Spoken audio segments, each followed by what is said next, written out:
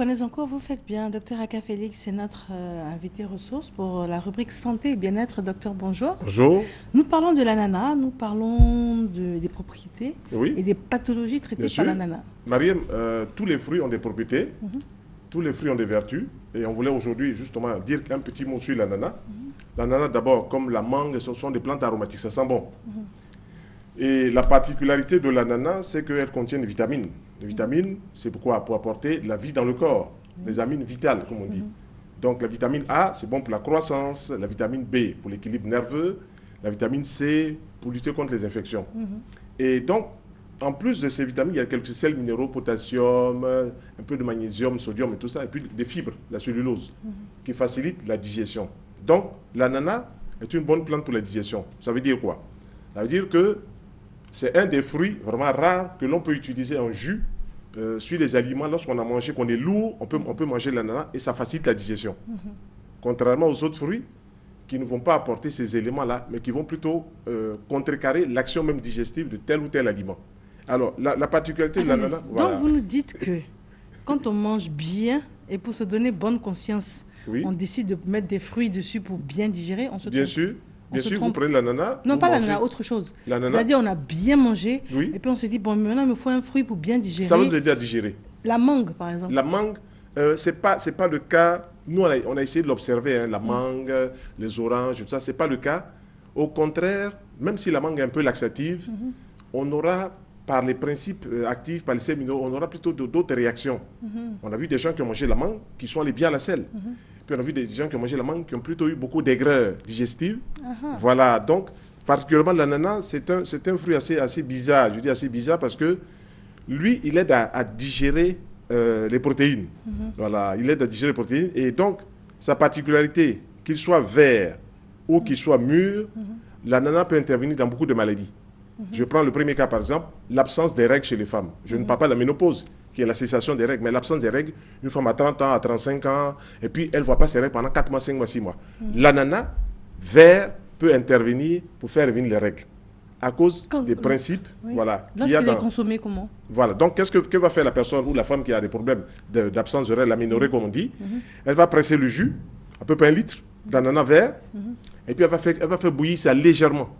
Quand elle fait bouillir légèrement, maintenant elle va laisser reposer, et puis elle va boire un verre, par exemple, toutes les heures, en dehors des repas, en dehors de son alimentation habituelle. Et ça va déclencher, comme j'avais parlé du persil aussi, ça va déclencher un processus hormonal qui va faire venir les règles. Ça, c'est le premier cas. Par Sur exemple, combien de temps elle peut faire ça et puis ça marche?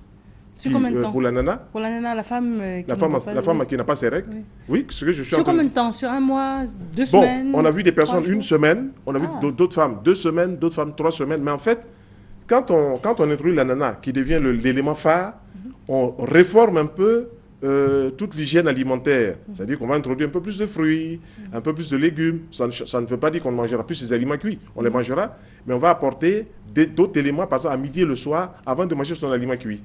Et du coup, parce qu'en fait, hein, tout ce cycle chez la femme ou chez l'homme est lié à un certain nombre d'hormones qu'on introduit dans le corps. Les hormones végétales par les fruits, les hormones végétales par les légumes, vont amener l'organisme à réagir de manière différente. Si vous voyez par exemple qu'une femme ne voit pas ses règles, c'est qu'il manque des hormones, et puis le stress aussi peut venir bloquer certains mécanismes. Donc du coup, s'il n'y a pas les éléments adéquats, utiles pour faire fonctionner le corps, la fonction reproduction s'arrête, et puis le corps continue de fonctionner. D'accord. Voilà, le corps continue de fonctionner. Donc l'ananas, par exemple, va intervenir, comme je dis, dans les cas d'aménorrhée, mais aussi dans les cas d'œdème. Vous voyez, les gens qui ont les pieds qui enflent. Et enfin, Et quand vous mettez la main comme ça, la main entre les pieds qui enflent, les œdèmes, c'est une mauvaise circulation de retour. En faisant la cure d'ananas vert, on va améliorer l'état général de la circulation. Comme d'ailleurs si on mange tous les fruits. Si on mange J'ai entendu dire que les œufs, trop d'œufs donnaient des œdèmes, c'est vrai? de- Trop d'œufs, ça donnait des œdèmes aussi? pour les œdèmes, Oui. non, moi je suis en train de vous présenter, il y a quoi? L'absence des règles, il y a les œdèmes, il y a les infections urinaires, il y a quoi? C'est un très bon élément pour faire maigrir. Voilà, si on fait l'ananas en jus, l'orange en jus, le pamplemousse en jus, le citron, qu'une femme en boit 3 ou 4 verres dans la journée, elle va commencer à déclencher le processus d'amaigrissement. Parce que ce sont des éléments qui ne sont pas riches en calories. Donc, eux, ils aident à nettoyer le corps. Et l'ananas fait partie d'un de ces fruits-là qui nettoie bien le corps. Donc, si on utilise l'ananas dans les cas des œdèmes, qu'on fait sa cure, par exemple, un verre toutes les heures, en dehors de la réforme que je propose dans toutes mes démarches quand je viens ici, à savoir introduire des fruits dans l'alimentation, introduire des légumes dans l'alimentation, et puis manger aussi ces aliments cuits. Dès qu'on fait cela, alors l'organisme commence à se nettoyer. Parce que l'organisme trouve des éléments utiles à son nettoyage. Donc, l'ananas est un élément, comme les autres fruits, qui vont déclencher le processus de nettoyage. Donc, fruits nettoyeurs, fruits reminéralisants, et puis fruits alcalinisants. Mais vous parlez de l'ananas vert. Donc, oui, l'ananas vert. On a peur du côté acide de pas l'ananas et puis du forcément. côté très peu sucré. C'est vrai que Mariam, on devrait manger tous les fruits mûrs normalement, mais chaque fruit a sa particularité. Si vous mangez par exemple l'ananas vert, son action sur, comme je dis, l'aménorrhée est très bien indiquée. Son action sur les édèmes est très bien indiquée. Son action sur l'élimination au niveau des choses qu'on appelle des infections urinaires est très bien indiquée. Si vous mangez un ananas mûr ou bien le jus d'ananas mûr, là, on aura une action, par exemple, très bonne aussi pour la fièvre. Par exemple, vous savez que quand il y a la fièvre, les gens utilisent l'ananas entier. Ils coupent l'ananas, la peau, la chair, ça, ils font bouillir cela et boivent cela et la fièvre descend. Parce que les éléments qu'il y a dans la peau et dans l'ananas lui-même en tant que jus ou en tant que fruit vont agir comme une sorte de compétition contre la montée de la fièvre. Parce qu'il y a des éléments minéraux qui vont aider le corps à faire tomber la fièvre. Donc c'est en cela que ça devient intéressant parce que quand on voit les fruits, on ne voit pas du tout leur vertu. On se dit, hop, on va manger un fruit comme un dessert. Du coup, l'élément important dans le fruit disparaît, puisqu'on va mettre l'ananas, par exemple, ou un autre fruit sur des aliments cuits, on n'aura plus les mêmes réactions. Par contre, comme je disais tout à l'heure, l'ananas va réagir de manière positive face aux aliments. Ça aide à digérer les graisses, ça aide à digérer les protéines. On dit action protéolytique, ça aide à digérer les protéines. Mais dans le cas du régime, vous favorisez l'ananas vert ou l'ananas mûr? L'ananas? Dans le cas du régime. Le régime, oui. Qu'est-ce que vous faites? Vous, par exemple, vous faites une diète. Une diète, c'est quoi? On va manger que de l'ananas toute la journée. C'est une diète. Ou bien on va faire une diète de plusieurs fruits, mais on fait l'ananas. Par exemple, le matin, à 11 h, on fait la banane. À 15 h, on fait la pomme. À 17 h, on fait par exemple la mangue. Donc c'est une diète, mais une diète de plusieurs fruits. En jus ou en morceaux? Oui, on fait une diète. En jus ou en morceaux? En jus, bon, de toute façon, l'important c'est de pouvoir l'assimiler. Puisque vous savez que dans ces fruits, il n'y a pas beaucoup de chair. Je veux dire quoi, quand on a mangé, tout est écrasé. C'est un peu de cellulose, des fibres qui vont du côté des sels. Le reste rentre dans le corps, après métabolisme. Et puis, il va nous aider à avoir une belle peau, à maigrir, à faire fonctionner le foie, etc. etc. Donc, l'ananas est vraiment un fruit particulier. Et lui, j'avais donné ici la petite recette magique. Si vous prenez l'ananas, que vous faites bouillir l'ananas, que vous lavez avec, vous faites venir l'argent. J'en avais parlé, si vous vous rappelez. C'est vrai, ça. Voilà, j'en avais parlé. Donc quand on se lave avec la décoction, donc on prend la peau. Tout l'ananas entier, vous faites bouillir de l'eau, vous mettez dedans, vous lavez de l'eau tiède, ça fait venir l'argent chez vous. Parce que l'ananas est un fruit solaire. Et un fruit solaire, donc, attraction. Voilà, le soleil éclaire tout le monde, attraction. Voilà, ça c'est son côté magique. Comme d'ailleurs tous les fruits ont leur petit côté magique et tout ça, dont on a parlé déjà il y a 3 ou 4 mois dessus. Voilà. Donc voilà ce que je voulais dire pour l'ananas. C'est un bon fruit, il faut l'utiliser et il ne faut pas passer devant comme ça. J'ai dit, oh, moi j'aime pas ça. Il faut essayer. Pour perdre des faux kilos, c'est bien indiqué. Pour la digestion, c'est bien indiqué. Pour nettoyer les reins, c'est bien indiqué. Pour les œdèmes, c'est bien indiqué. Pour les femmes qui n'ont pas leurs règles perturbées, tout ça, c'est bien indiqué. D'accord. Voilà. Maintenant, je ne me souviens pas avoir entendu la réponse entre le fruit vert et puis le fruit mûr. Oui. Pour le fruit vert, j'ai dit que c'était bon pour les aménorrhées, les absences de règles. Et le mûr alors? Le fruit vert, voilà, c'était bon pour les aménorrhées, c'était bon pour le comment on appelle les œdèmes.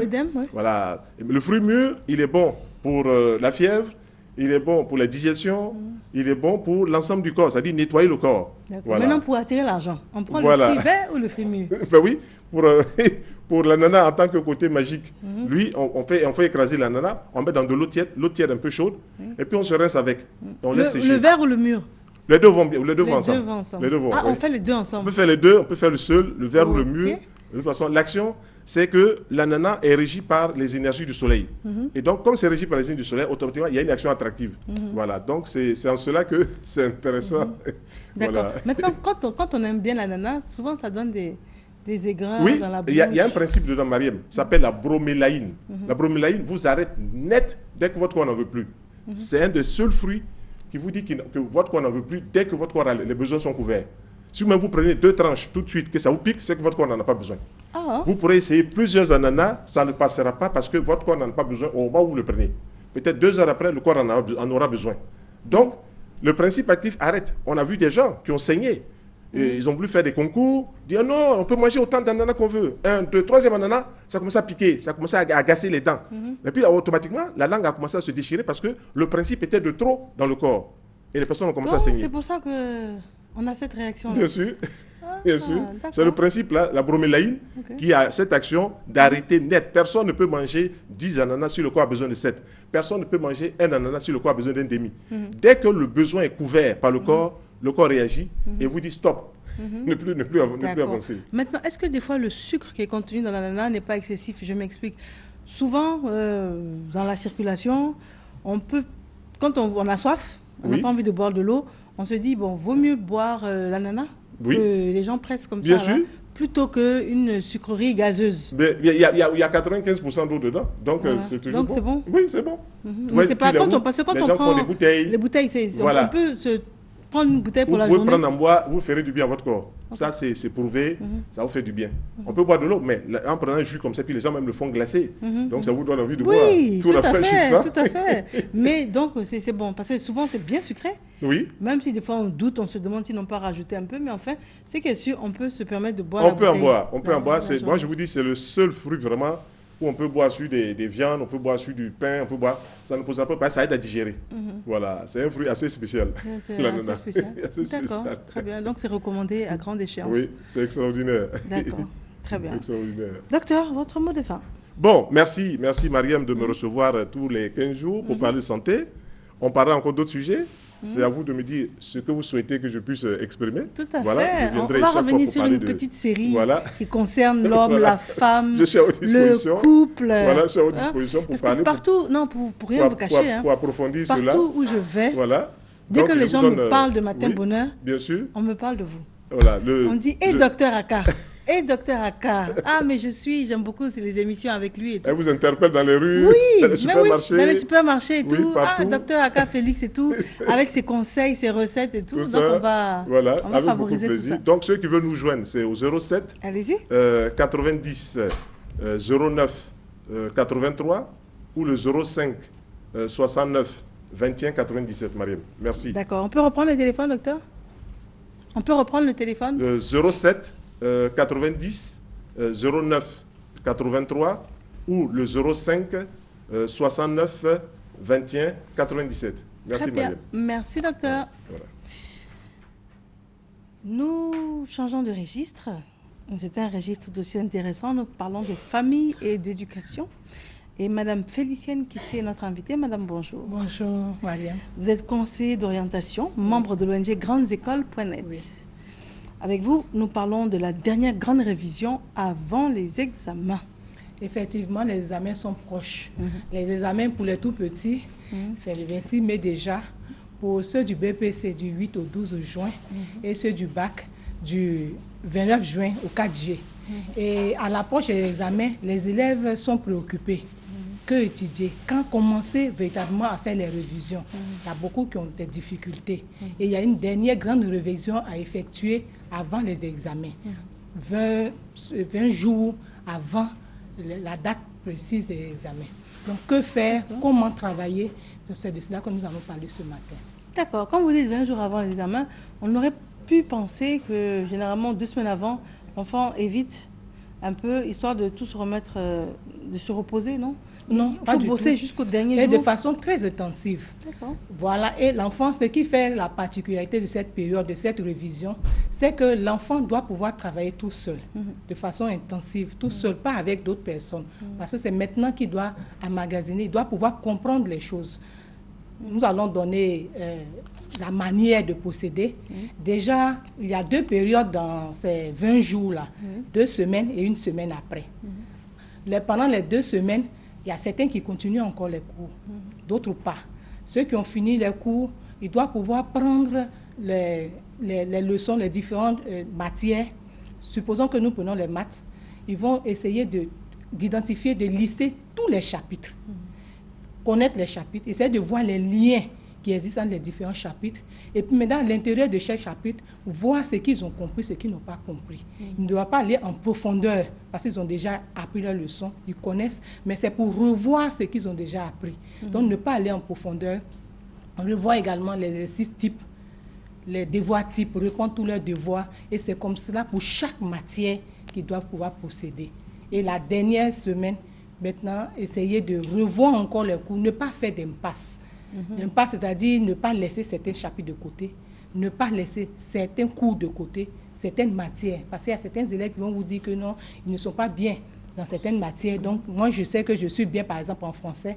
Donc, je me consacre en français et je laisse les autres matières. Je sais que de toutes les manières, je ne vais pas avoir une bonne note. Non, ne pas procéder ainsi. Il faudrait revoir toutes les matières. Il faudrait revoir également tous les chapitres de toutes les matières. Voilà. Mais l'enfant qui n'a pas une bonne moyenne, disons en anglais, Oui. qui a toujours 4 ou 5 en anglais, il doit quand même donner le même temps. Là où il pourrait avoir 17 en physique, vaut mieux pas qu'il se concentre sur la physique en se disant de toutes les manières, c'est pas maintenant, à 10 jours de l'examen, qu'un miracle va se produire. Non, effectivement, je dis, il faut qu'il revoie. Mais c'est-à-dire que pour les matières qui sont les plus difficiles pour lui, il revoit ce qui est le plus facile d'abord. Et puis pour ce qui met en dernier lieu ce qui est plus difficile, il passe un peu plus de temps. Mais il faut savoir que c'est déjà une révision. On a déjà, depuis septembre, on apprend au fur et à mesure. Et j'ai déjà donné ici les différentes périodes de révision.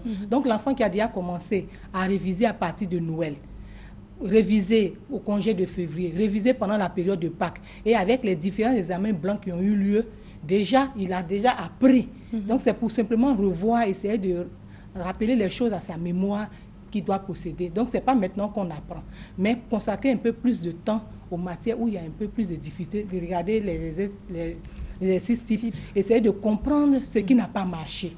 Donc, on travaille toujours avec un bic, un crayon, une feuille, et essayer de relever lorsqu'on apprend ces leçons. Pourquoi je n'ai pas pu comprendre ça? Qu'est-ce qui m'empêche de retenir? Parce qu'il y a certaines personnes qui n'arrivent pas à retenir de façon, une longue durée. Voilà. Mais à quel moment est-ce que le cerveau se repose?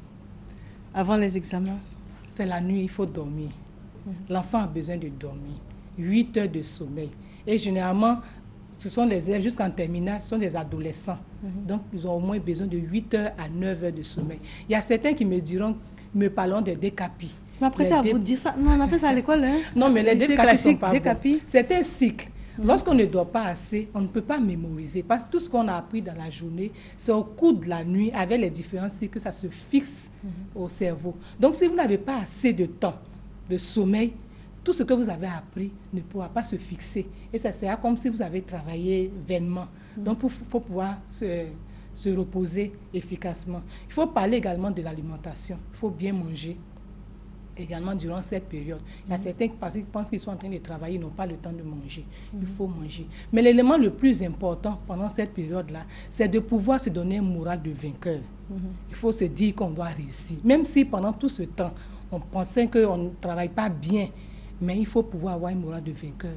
Se parler, je vais réussir, je vais pouvoir réussir. Quand même, un élève qui est en terminale n'est pas bête. Il y a des choses qu'il a apprises, donc forcément, il y a des choses qui vont revenir. Et au dernier moment, on a l'impression qu'on n'a rien appris.